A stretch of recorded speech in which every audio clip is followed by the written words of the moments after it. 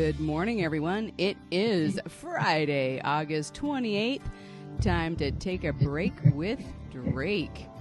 Drake has a special guest today. We'll get more into that after I hand him the microphone. Wired up, dialed up, and ready to go. We have a special guest today that is...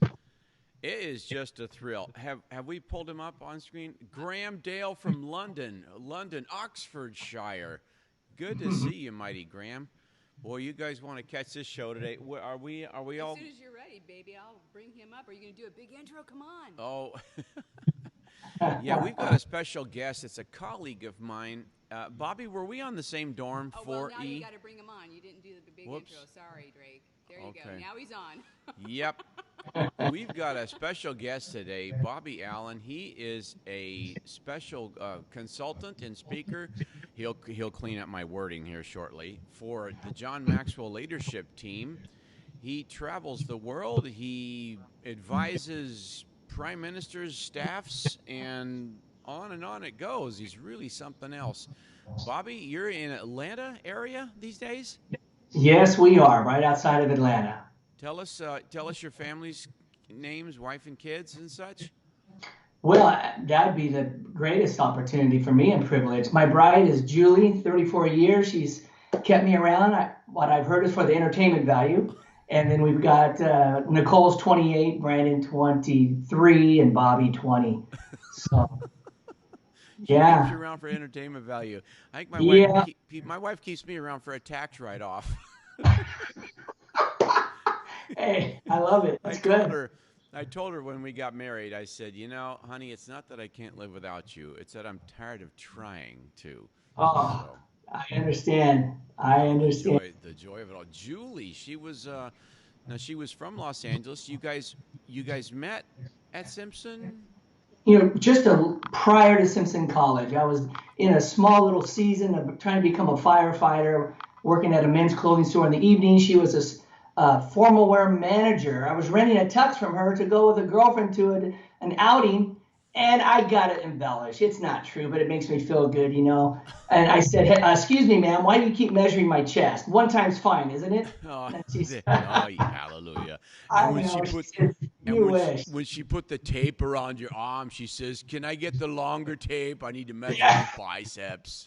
No, she was trying to, before she measured my arm, she said, I'm sorry, there's some strings hanging from your shirt. Oh, those are your arms. I'm sorry.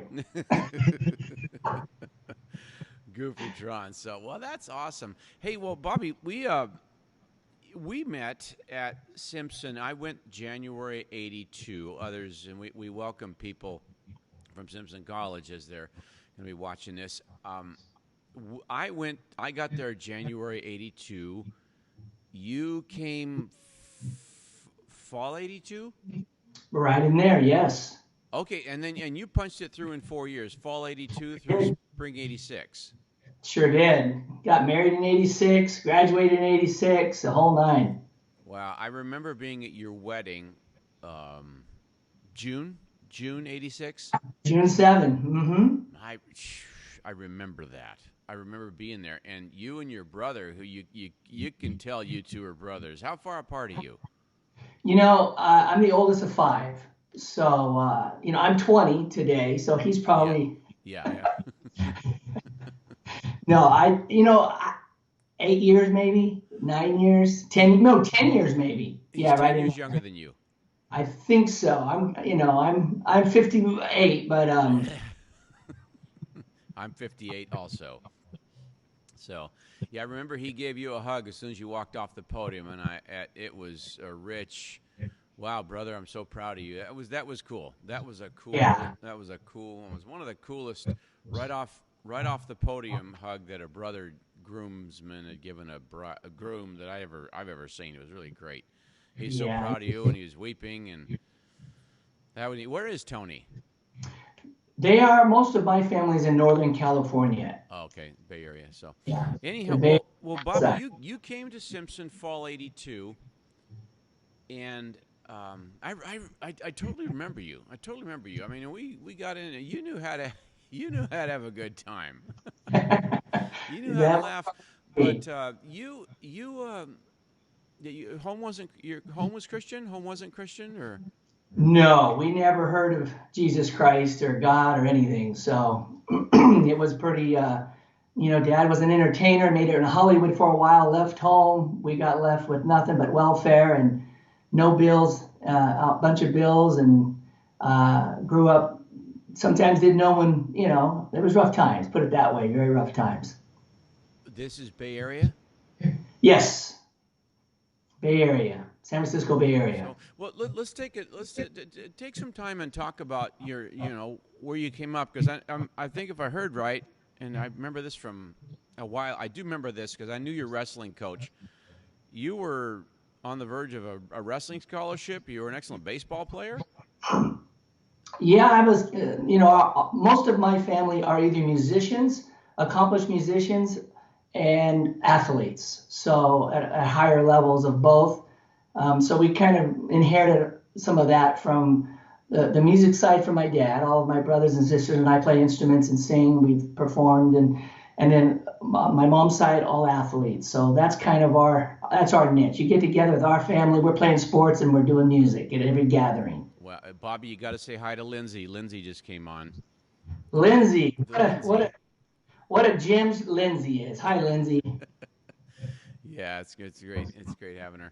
So, but things kind of crumbled. I mean, I remember you telling me, getting more of the story recently here, but things kind of. When did you feel like the world caved in, and then the journey back began? Well, the world caved in for me, Drake, when we were living in Colorado. I had a special time of the day. It was 3 o'clock when school would finish, and I would run home from school. Couldn't wait to see my dad. He was probably just returning back from either a concert or something, and I would jump in his arms and we'd go shoot pool. That was our thing. We were best friends.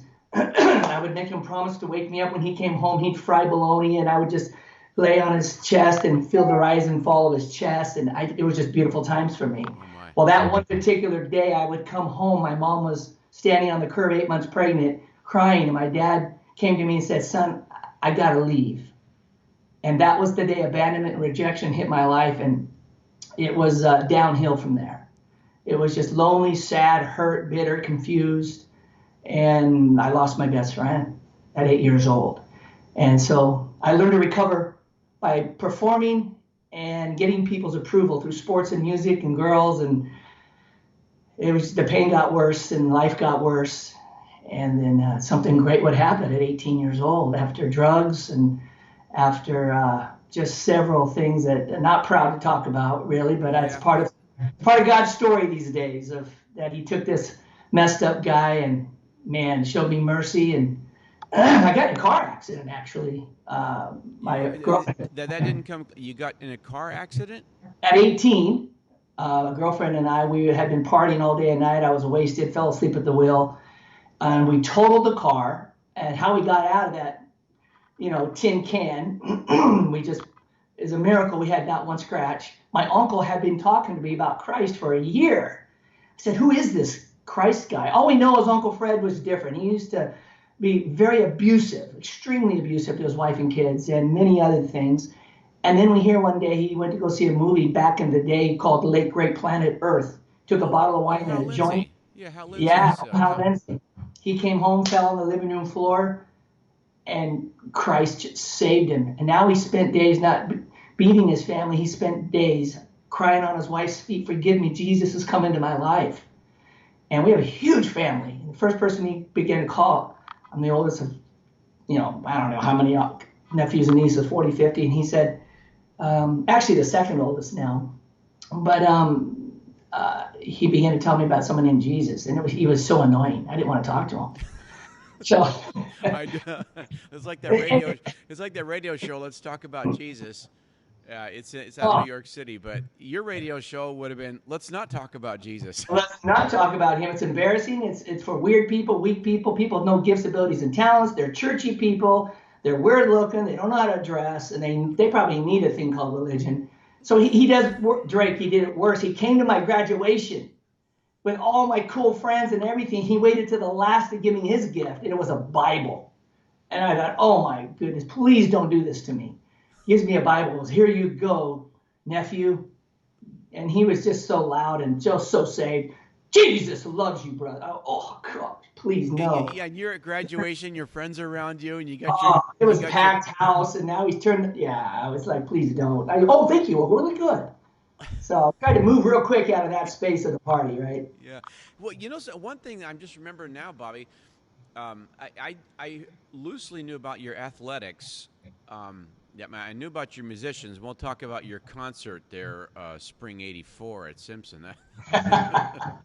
The baggage band. Yes, excess baggage. Yeah, your wrestling coach went to our church. I was not his pastor, but I was a pastor there and a teacher there, and he found out that I knew you, and Really? and he had this.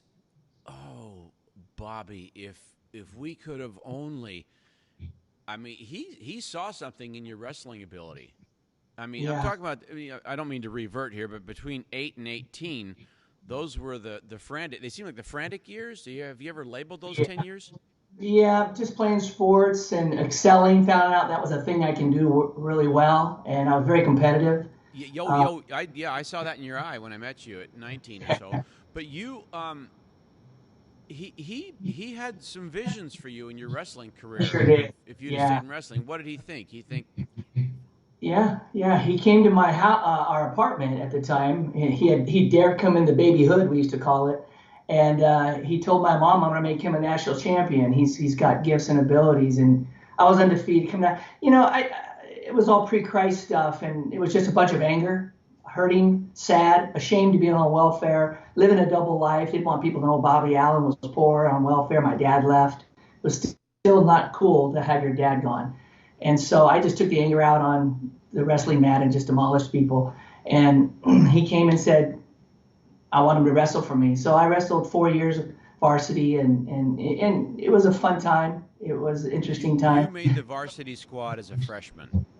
Yeah, I was obnoxious, pretty obnoxious. You think I might have been, as a young Christian, I was obnoxious for sure. And as an unbeliever, I was more obnoxious. So I walked in the first day of wrestling practice as to the varsity team. And I walked right in as a little freshman. I said, who's the 128 varsity wrestler? And some guy named Byron Simmons in packed wrestling room said, I am. I said, today I'm going to challenge you. I'm going to wipe you up, put it that way. Yeah. And everyone started laughing. And I challenged him that day and just tore him up and became the varsity wrestler as a freshman. Wow. It's there's no equation here, but the way you said you were kind of just funneling your anger onto the mat. Mike Tyson, he said, all I'm doing in boxing is managing my fears. I'm Yeah. just making my fears. I'm laser pointing them into the boxing ring, and the guy was beating everybody for a while. And you're wrestling. Yeah, I'd never seen you wrestle, but I'd heard about it. And then Willie, your wrestling coach Willie, Yeah. he told me about you, and and this is after I'd known you for 2 years, and I thought wrestling. Well, I've never seen him wrestle, but Yeah. wow. Well, Drake, there was a lot pushing that. People at Simpson didn't know. Nobody knew. I kept it a secret. I struggled since I was 12 years old with severe panic attacks and anxiety attacks and off and on depression. I was early in my years as a teen. I was sexually abused by an aunt. I never talked about that for years. I was embarrassed and afraid, thought it was my fault. And so now I'm learning to put on display the power of God in my life and not have secret rooms where he can't get credit for what he can do. But it was a long journey. Even after falling madly in love with Christ, I was just nervous and scared and afraid. And so panic attacks were a part of my life, anxiety attacks. We grew up in a home of professional warriors. We were experts. And no money, don't eat the bread, don't drink the milk, it's got to last. Wrap my shoes with tape. So I had a paper route at 9 years old so I could make sure I got shoes or something, Beautiful, loving mom. Beautiful mom. She provided phenomenal family, brothers and sisters. And just to, there's many people who have accomplished much more in baseball and wrestling than I have. I surely don't want to sound bigger than I was. It was just a time in my life where I was able to be busy about doing something besides panic attacks, anxiety attacks, and being depressed. Wow. And then we met fall 1982, 38 years ago this fall. And I remember seeing you, and you seemed real focused. You seemed real earnest. There was a little bit of a, oh man, I got to figure this out, and I better figure this out fast look on your face. Now, you'd been a Christian for a year and a half? Just 2 years. Yeah, 2 years. I'd been a Christian. I've been a Christian 14, 15 years. Wow. Yeah. And I was right off the salvation truck, bro. I just kind of fell off and kind of ran into Simpson. Didn't know. Well, Rich Hodge, our youth pastor, tricked me. He said he was running errands. You want to go with me? And I said, yeah. And he went to Simpson College. He said, I graduated from here. I said, oh, cool. What's this? He said, it's a place where you can go and learn about God and get a really good. I said, oh, that's great. He said, why don't you apply? I said, I could never get in. You need one of those GPSs, don't you? He said, you mean GPAs? I said, yeah, one of those. You got to have like Drake, 4 years of high school. My coaches wrote the grades in the book of the. I never studied. I never read a book. I never studied and never read. And bam, there you were at Simpson.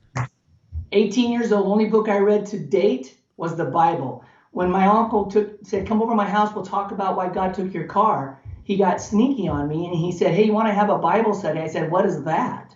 He said, we just sit around the table and read the Bible. I said, oh. I thought, well, none of my friends are here, so I won't be uncool.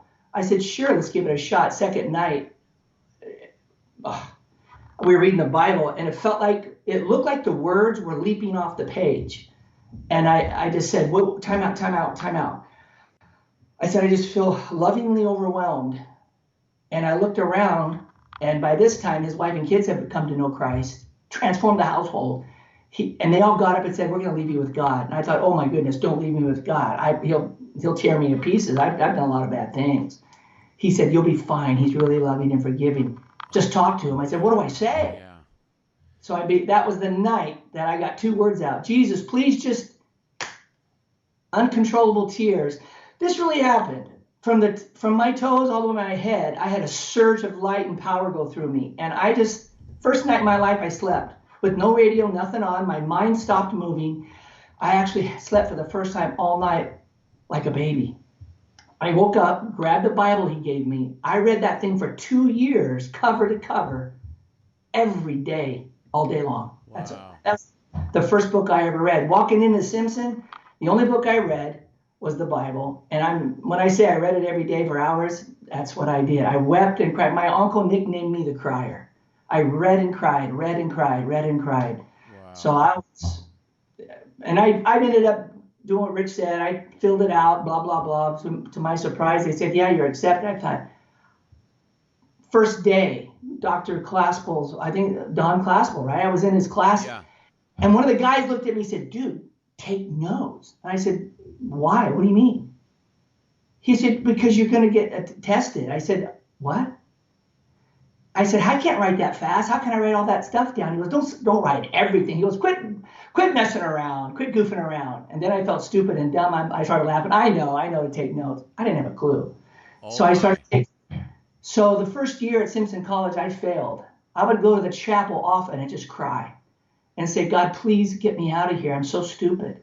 I'm dumb. Oh, my. What I'm doing here. I'm embarrassed. I'm an embarrassment. Please get me out of here. I would just go to the chapel, grab my guitar, and just sing and just try to hide. Yeah. And that happened for 2 years. I had to take Western culture over again. Oh, you did? So I had sat in the back, embarrassed and ashamed, sitting in the back, trying to, and this another class I was struggling with, Dr. Walmart's class, the Bible. I love Dr. Walmart. And I got so scared, I got tired of failing, Drake. I did something I'm not proud of. And I had to go tell Dr. Walmart. I went back to my dorm room and I could just feel God hugging me like crazy. Son, go tell him. I was scared to death and knocked on Dr. Walmart's door. And I walk in, he goes, dear brother, how are you? Why don't you have a seat? I'm like, oh, you're killing me. And then I walked in there And he says, how can I serve you today, brother? Why do I get the privilege to be in your presence? And I thought, oh my God, kill me already. And I just said, Dr. Walmart, I got to tell you something. He said, yes. I said, on your exam today, I cheated. This the Book of John? Yeah, I cheated. John, yeah. I had that class too. Whoa. He looked at me. He said, what? I said, I cheated. Man, I could hardly talk because tears are starting to come down my face. I said, I just want to tell you, I'm sorry. Please forgive me. I disrespected you, myself, our God. I said, I'm so sorry. And he looked at me, put his glasses down here. Yeah, I remember that. He said, hey, dear brother, can you do me a favor? Can we together go through it and tell me how many of you did on your own? I want to make sure you get a fair grade and you pass. That's all he said. Wow. And I looked at him and he said, you're a good man. You gotta understand, I was emotionally, verbally abused painfully by my dad for years. So I'm bumping into men that actually value. Yeah. I've never had an older man value me before, besides the living God. Pat Hunt did the same thing. Senior year when I was applying for Dallas Theological Seminary, I got rejected. I had 3 DTF profs who were DTS grads. 3 Simpson profs who were DTS grads as my references. I was a shoo-in. They told me to do it. I thought, I can't go to DTS. That's for like smart people and hard stuff and masters. They said, get in there. I got rejected. I felt terrible, sad, abandonment and rejection all over again. I went in Dr. Pat Hunt's office and I was sitting up and he looked at me, he said, lift your head, Bobby. He said, tell you what, he got up, came around from his desk, came over to where I was sitting in the chair. Let me just say this quick, for those who are listening. Pat Hunt was our linguistics and history and such professor. He taught in Jerusalem as well. Yes. Pat Hunt is at Stanford now. He's teaching archaeology and ancient history. This is Pat Hunt. This guy, 7, 8 languages, beyond brilliant. Bobby's in his office. Yeah, he's my linguistics professor. I'm just fascinated by his mind. By now, I'm beginning to grow. 3rd and 4th year of Simpson, I'm starting to love studying. I'm kind of getting it, right? So I get there, and he sees I'm just beyond broken. He comes over, takes my hand, moves me over, sits me in his chair behind the desk, his desk. He sits in my chair. He said, my brother, your worth and your value and your importance to Christ has nothing to do with getting accepted into any institution on the planet. Wow. He said, I'm honored to sit in your chair, and I'm honored you would sit in mine. I just broke down, started weeping in his office. And then he lifted my head. He said, you're a good man. I'm getting blown away here. That's some of my experiences. Walmart and Hunt really steered you into to where you were a fluttering little bird to where you're turning into Joshua here. Had no idea the deposits they were making were going to solidify and ground me and would become something that I could build from for years. I had no idea. This is heavy stuff. This is awesome. This is awesome. You know, I got to tell you the effect you had on me, Bobby. Okay. When we met, you were a Christian 2 years. I'd been a Christian for 15 years. 15 years and 2 months. And I saw this fire in your belly to chase God and find him and figure him out and really learn. And I realized, you were just saved out of the drowning, whatever. It's like you just landed on the boat and the people were still drying you off. You had a couple shark bites on you, but you got saved. And I realized, you know something? I've been on this boat for 15 years now, and I'm not seeking God like he is. I've fallen asleep on the deck of the yacht here. I've got a sunburn from my own laziness. I got to get it in gear. Well, I was going through the Bible in a year, 1982, and we met in September, And then January 83, I said, okay, here I go again. Genesis 1 in the beginning. I already read this last year. I said, why don't I outline it this year? And I spent the next 6 years outlining the Bible. Yeah, It took that's me amazing. 6 years. That became an audio. My wife inspired me to do an audio commentary on the Bible. And Bobby, it started right after I met you. You so spurred me on. Wake up, man. Get wound up for God and learning it. Don't just sit there. Wow. Bobby, I finished my Bible commentary September 2019. It's 914 pages long. I haven't the guts to reformat it, but I got to get this published. But the kicker, part of it was meeting you, Fall 82. Wow. I saw fire in your eyes. To learn the Lord, you seem panicky. Like, I got to learn this Jesus thing, and I got to get it going. Yeah, that's beautiful. I had no idea. I was a little boy stuck emotionally in a man's body, and I didn't know anything. I quit dating in college. I didn't even know what to do with women if you didn't violate them. I didn't know what to do. I told God in my dorm room, I wish I could be like Drake, these other guys. They're like men. They're like responsible and they have discipline. I was just a wreck. And all I had was a hunger for the living God and a desire to know his heart. And so glad that I can sleep through the night without a panic attack. Hey, we've got a beautiful feedback from Tom Collard's daughter. Vonnie Collard says, powerful testimony, Bobby. Thank you for sharing this. Hey, Bobby, big happy faces and stuff. Hey, Drake, can I say something to Connie? Yeah. Dr. Collard, everybody got accepted. Everybody got accepted to go overseas except me. He said, hey, where are you going? In his class, I said, oh, I didn't get accepted. He said, why? I said, I applied for Colombia, and I didn't get accepted. He said, everyone else got accepted for their mission trip and not you. I said, yeah, I guess God didn't want me to go. He said, how do you know? I said, well, I didn't get accepted. He said, how do you know it wasn't God? I said, I'm not sure. He said, call Nyack, New York, and ask them, how come you didn't get accepted? I said, well, I just accepted the Lord didn't want me to go. He said, you never know. Never say no for someone else, and never be afraid to make the big ask. I called Nyack, told them who I was. They put me on hold, came back 5 minutes later, said, Bobby, we are so sorry. We scrambled your paperwork. It got in the wrong pile. You did get accepted. Oh. That's how I went to Colombia, because Dr. Collard told me, don't over-spiritualize something so fast. Walk things out. And that's what I learned from that situation. So thank you, Bonnie, for your dad. He's a beautiful. Yeah, and boy, Tom Collard, the Greek teacher. Well, I went on to grad school and studied under people who studied directly under I. Howard Marshall, F.F. Bruce, R.P. Martin. And I think Tom Collard knew Greek better than they did. I really do. And, he so touched me. It's just his love for that. Hey, you have another vignette. Bobby, we got about halfway through what we were going to talk about.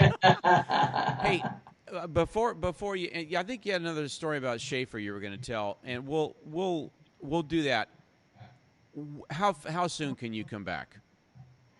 I would be honored to come back. Just let me know what your availabilities are, and then I'll make sure. Yeah, we'll talk that out. But we want to continue. Hey, tell us about your encounter. I mean, I finished college with Schaefer in Israel, Egypt, Greece, and it changed me forever.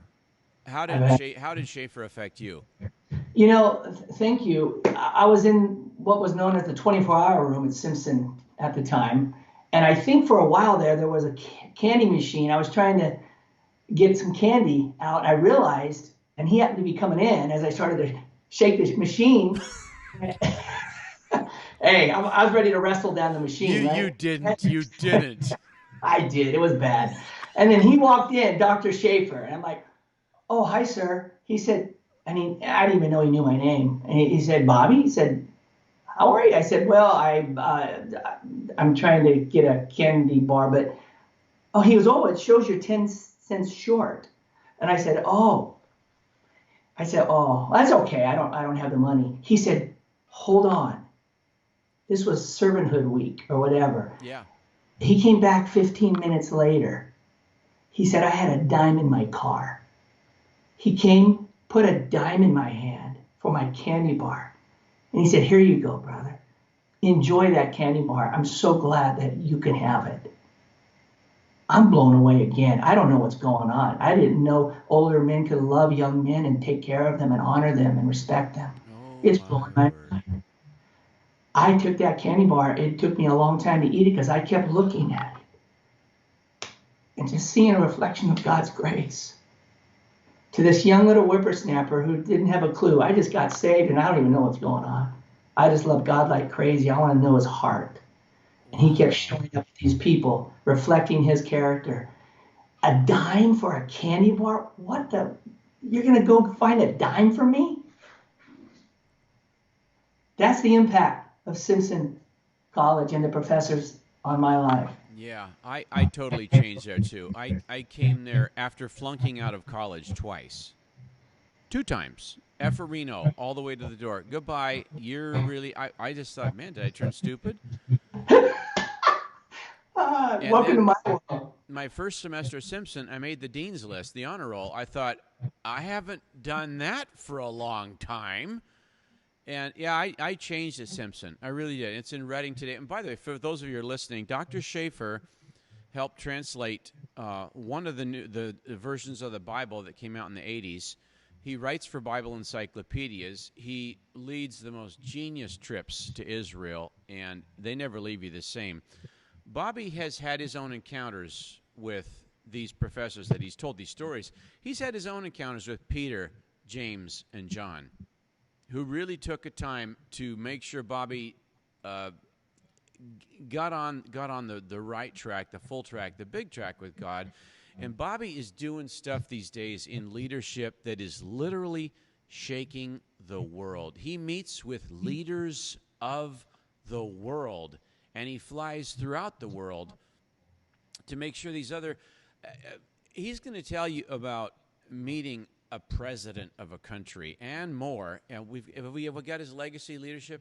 Is that up? We'll put that up right Yeah, here. there You is. just Okay. Pop it up right there. If you want to read more about Bobby, we've got your website up, legacyleadershipandcoaching.com, because we do want to get behind you too and put more wind in your sails and more gas in your tank and say mush to the dogs so that your dog sled goes even farther and faster. So we're promoting that here on the site. And well, you and I work out, and folks who are listening, stay tuned. Take a break with Drake. It's 7 a.m. every day, weekdays on Facebook Live. Take a break with Drake. It's called. You find it. YouTube and Periscope. It's on YouTube and Periscope. Wife knows this stuff, and I've heard of Periscope, but I thought they're on a submarine.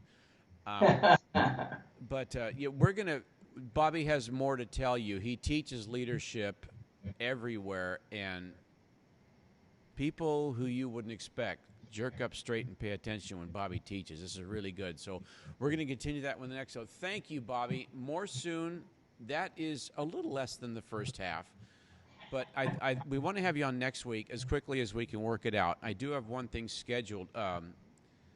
Somebody who helps coordinate the largest traveling medical ministry in the world.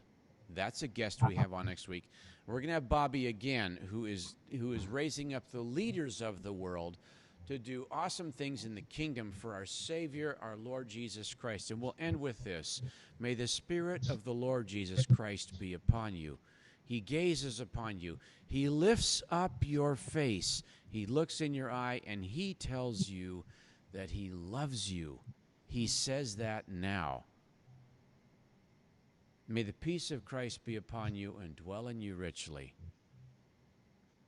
Go in the strength and the joy of the Lord. Amen. Oh, man. Thank you for the privilege to be here, Drake and Serena. You're beautiful people. It was my honor. Thank you for allowing me to be with you today. That was kind of you. Oh, that's awesome. And we'll more soon. We're going to, hang on, Bobby. We're going to click a few somethings here and then. Farewell, our online friends. Yeah.